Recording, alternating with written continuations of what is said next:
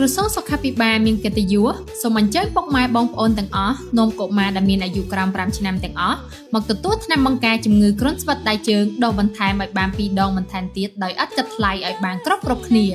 ទោះបីកុមារធ្លាប់បានទទួលគ្រប់ចំនួនឬមិនទាន់គ្រប់ចំនួនឬមិនធ្លាប់បានទទួលថ្នាំបង្ការឬតើបនឹងទទួលរួចថ្មីនេះមកហើយក៏ដោយ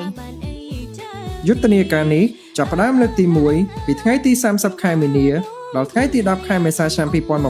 2026និងលើកទី2ចាប់ពីថ្ងៃទី4ដល់ថ្ងៃទី14ខែឧសភាឆ្នាំ2026តាមទីតាំងដែលមានចុងបដាសម្គាល់នៅក្នុងភូមិសាលារៀនឬមណ្ឌលសុខភាពនៅ8រាជធានីខេត្តរួមមានខេត្តព្រះវិហារស្ទឹងត្រែងរតនគិរីមណ្ឌលគិរីឧត្តរមានជ័យបន្ទាយមានជ័យកណ្ដាលនិងរាជធានីភ្នំពេញ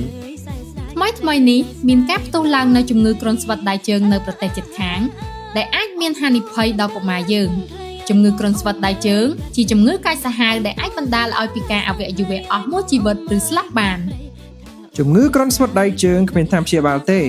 ប៉ុន្តែអាចការពារបានដោយថ្នាំបង្ការសូមនាំកុមារដែលមានអាយុក្រោម5ឆ្នាំទាំងអស់មកទទួលថ្នាំបង្ការជំងឺគ្រុនស្វិតដៃជើងដូសបន្ថែមឲ្យបាន2ដងបន្ថែមទៀតដោយឥតគិតថ្លៃឲ្យបានគ្រប់គ្នាទោះបីកុមារធ្លាប់បានទទួលគ្រប់ចំនួនឬមិនទាន់គ្រប់ចំនួនឬមិនធ្លាប់បានទទួលថ្នាំបង្ការឬតើបនឹងទទួលរួចថ្មីនេះមកហើយក៏ដោយសម្រាប់ព័ត៌មានបន្ថែមសូមសាកសួរប្រធានភូមិក្រុមទ្រទ្រង់សុខភាពភូមិឬបុគ្គលិកមណ្ឌលសុខភាពដែលនៅជិតលោកអ្នកបំផុតយុទ្ធនាការនេះរៀបចំដោយកម្មវិធីជាផ្ដល់ថ្នាំបង្ការនៃមជ្ឈមណ្ឌលជាតិគាំពារមេដានិងទារកនៃក្រសួងសុខាភិបាលគាំទ្រដោយ GPEI, Gavi, WHO, Chai និង UNICEF